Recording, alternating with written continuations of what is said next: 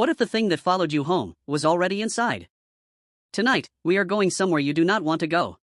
A place where the river knows your name, where the footprints walk the wrong way, and where something ancient and hungry has been waiting patiently, quietly, for exactly the right family to move in next door. Stay with me. Because by the end of this story, you will never look at a riverbank the same way again. It was the kind of storm that makes you believe in God. The rain didn't fall that night, it attacked. It came down in thick, violent sheets that turned every road into a river and every river into something that no longer had a name or a boundary or any interest in staying where it belonged. Thunder rolled through the valley in waves so deep you could feel it in your chest. Lightning split the sky every few seconds, throwing brief, jagged light over the trees and the water in the dark little town of Millhaven, Louisiana, a place so small and so forgotten that the only government office it had was a single room above the post office, and the only law it had was the kind that locals enforced with silence and knowing looks. It was on this particular night, this screaming, furious, biblical night, that a black government vehicle came crawling down the mud road and stopped in front of the home of an old man named Earl. Earl was 57 years old, with a face that looked like it had been carved by decades of sun and worry. Deep lines around his eyes. Hands that moved slowly and deliberately, like a man who had learned long ago that rushing things never made them better. He heard the knocking over the thunder and came to the door with a lantern, squinting into the dark and the rain. Standing on his porch, soaked despite a rain jacket, was a man in his late 30s with the stiff posture of someone who had spent too long in offices and not enough time outdoors. His name was David Calloway. He was the newly appointed county administrator, transferred from the city of Baton Rouge effective that very day, the kind of bureaucratic timing that only governments could think was reasonable. Are you Earl? I'm David Calloway, the new county administrator. I was transferred here today. Earl looked at the man, then at the black car idling behind him, headlights cutting through the downpour. He nodded slowly and greeted him with the quiet politeness of a man who has been raised never to be rude to a stranger at his door, regardless of the hour. Sir, we got the government notice. But it's very late. This is storm season. Going out right now might not be the wisest thing. I have my family with me, David said, gesturing toward the car. My wife and daughters. We can't exactly drive around looking for a motel in this. Earl paused. He looked at the car, then back at David, then past him toward the darkness beyond the road. The county bungalow has been prepared for you, sir. If you'd like, you're welcome to spend the night here instead. But if you want to go tonight, I'll take you. David looked at the rain and made the obvious decision. All right. Show us the bungalow. Earl reached behind the door, grabbed his old umbrella, adjusted the glasses that sat crooked on his nose, and stepped out into the storm without hesitation. You all get back in the car, he told David. The rain's too heavy to stand in. Tell your driver to follow the river road, the bungalow sits on the right side of it. I'll come through the village path. The road through the mud is too narrow for the car. David stared at him. You're going to walk? In this? It's not far, Earl said simply. And he turned and walked into the dark. David watched him go for a moment, then shook his head and got back in the car. Strange man, he muttered as the driver pulled forward. Willing to walk through a monsoon but won't take a seat in a dry car. His wife, Rebecca, who was sitting in the back between their two daughters, gave a small laugh. It's a village thing, David. People here have rules about certain things. The river, the dark, you know how it is. Just drive, David said, rubbing his temples. I'm exhausted. The car moved along the river road, headlights pushing against the curtain of rain. In the back seat, their younger daughter, 16-year-old Madison, pressed her face against the rain-streaked window and peered out toward the riverbank. And then she sat up straight. Dad. Look. That's Earl. Everyone turned. There, along the riverbank, walking in the same direction as the car, keeping pace with them despite the dark and the rain and the mud, was a figure that looked unmistakably like the old man who had just told them he was going through the village path. That can't be right, said David's older daughter, 20-year-old Claire. He said he was going around. If he was coming this way, why didn't he just get in the car with us? David's wife leaned forward to look, but the car was moving fast and the rain was punishing, and whatever they had seen or thought they had seen was already gone behind them. Why was Earl walking along the river? He had specifically refused to take the river road. He had specifically said he was going through the village path. So who or what were they seeing on that riverbank? As David's family climbed out of the car, Earl appeared from the back path, umbrella folded, as calm and unhurried as if he'd simply stepped out from another room. Claire watched him approach with narrowed eyes. How did you get here so fast? We saw you near the river. Earl stopped walking. Something shifted in his expression, just slightly, just for a fraction of a second, before his face settled back into its usual stillness. Near the river? No. I came through the back path. You must have seen someone else. It's dark. Easy to get confused in this kind of rain. He unlocked the bungalow and showed them through the main rooms, the kitchen, the back entrance. He made tea without being asked. He moved through the house with the quiet efficiency of a man who had been taking care of things for a very long time. David's wife and daughters warmed to the place quickly. There was something almost beautiful about it, the old wooden floors, the high ceilings, the wide windows that looked out over the river. Standing in those rooms, it genuinely felt like another world. Something separate from the city life they had left behind. But Earl was quiet in a way that went beyond natural. He stood in the kitchen doorway with his tea and looked at the family settling in, and behind his eyes, something was working, some private worry that he was clearly not going to share unprompted. He told them he would be in the servant quarters outside if they needed anything. And then, before he left, he stopped in the doorway and said one more thing. The view from the bungalow toward the river is beautiful.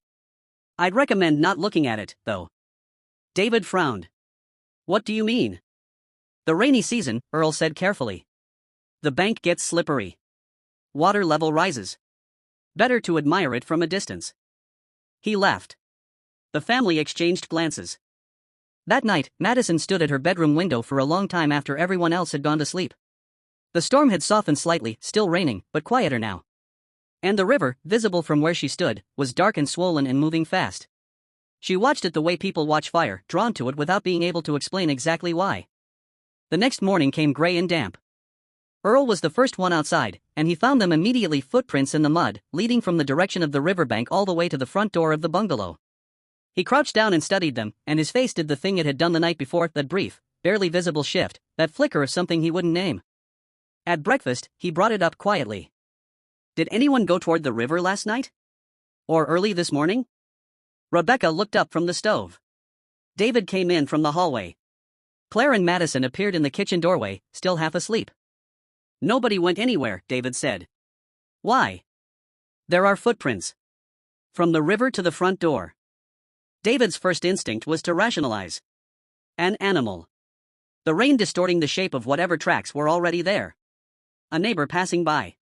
But Earl crouched down outside and showed him the prints up close, and David went quiet. Because the footprints were going the wrong way. They didn't lead from the house toward the river. They led from the river toward the house. Something had come up from the water in the night and walked to their front door. If someone's feet were reversed, Earl said carefully, not looking at any of them, if they faced backward while they walked, the prints would look exactly like this. Feet that face the wrong way. Walking up from the river. To your front door. In the middle of the night. Rebecca shut it down immediately. She told Earl to stop filling the children's heads with nonsense, to go to the market and bring back groceries, and to leave the ghost stories for people who had time for them. Earl went without argument. David said nothing. But he looked at those footprints one more time before he went inside, and he didn't look particularly comforted by whatever conclusion he reached. The next couple of days settled into a routine. Rebecca and the girls worked on the house, unpacking, organizing, making it feel like somewhere a family actually lived. The bungalow responded well to it. With daylight and laughter and the smell of cooking, it almost managed to feel normal. Then Rebecca sent Madison to the market. Get fish, she told her. We'll do a proper fish dinner. Come straight back.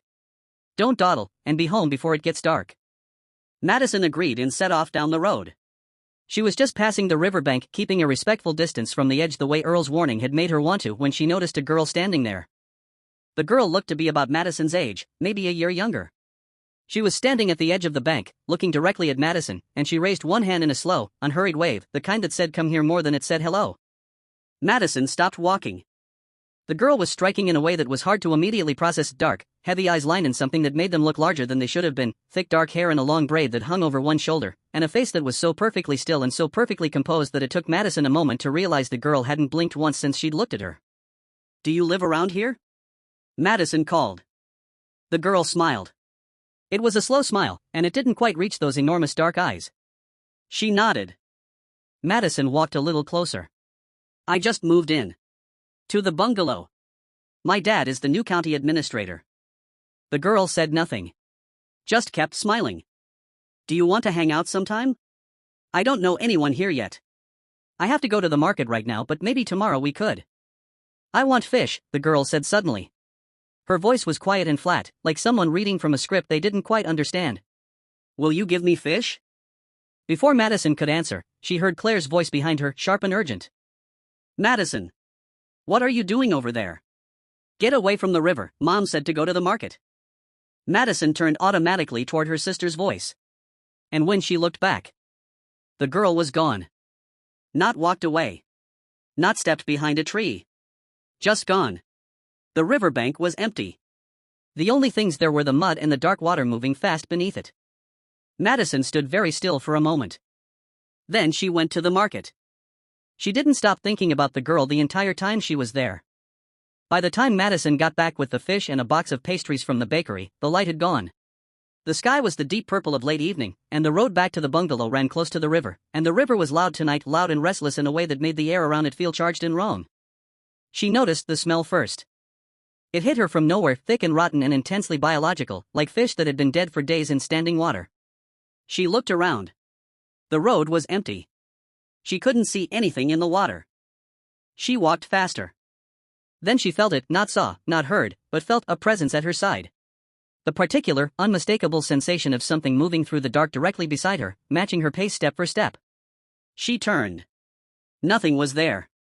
The road was empty in both directions. She was almost running now. Then something heavy fell from one of the trees ahead of her, a thick branch, dropping directly into her path, landing with a wet crack in the mud. She stopped short. And then she heard the voice. It was soft. Almost gentle. Coming from somewhere she couldn't locate. Give me the fish. Madison did not breathe. She did not move. Every hair on her body stood up at once, and her mind went completely, perfectly blank with a fear so pure it had no shape or name. Then, louder, closer, cracked and wrong in a way that a human voice should not be able to be. Won't you give me the fish? Madison ran. She ran the way you only run when every cell in your body has decided that thinking is a luxury you cannot afford right now and moving is the only thing that matters. She didn't feel the mud under her feet or the rain on her face or the branches that caught her jacket as she went. She ran until she could see the light of the bungalow, and then she ran harder, and when she hit the front door she hammered on it with her fist until Claire opened it, and then Madison's legs simply stopped working and she went down. They brought her inside. Sat her on the couch. Wrapped a blanket around her shaking shoulders and waited until she could speak. When she told them what had happened, the voice, the smell, the presence beside her on the road, Rebecca's face went through several emotions before settling on the one she always chose. Practical dismissal. She told Madison this was Earl's fault. That he'd planted these ideas in her head with his footprint stories and his river warnings, and that her imagination had done the rest. Madison didn't argue. She was too exhausted and too shaken to argue. She went to bed. Rebecca stayed up later than usual. She told herself she wasn't worried. She heated some milk. She sat at the kitchen table and listened to the rain. And then she heard sounds from the kitchen. She was already in the kitchen. So she froze, and she listened, and she realized the sounds were coming from the other side of the kitchen, from around the corner near the pantry. She stood up. She walked to the corner. She turned on the light. Madison was standing in the corner of the kitchen. She was facing the wall. Her back was to the room. She was holding something in both hands, and she was eating it, hunched forward, moving in a way that was rhythmic and animal and deeply wrong. Rebecca took one step closer and the light caught the shape of what Madison was holding. It was one of the fish. Raw. Half-eaten already. Her hands and her clothes and her face were streaked with blood and scales and something dark that Rebecca's mind refused to name. Madison. Rebecca's voice came out smaller than she intended. Madison, what are you? Her daughter turned around slowly. Her eyes were not right. I was hungry, Madison said.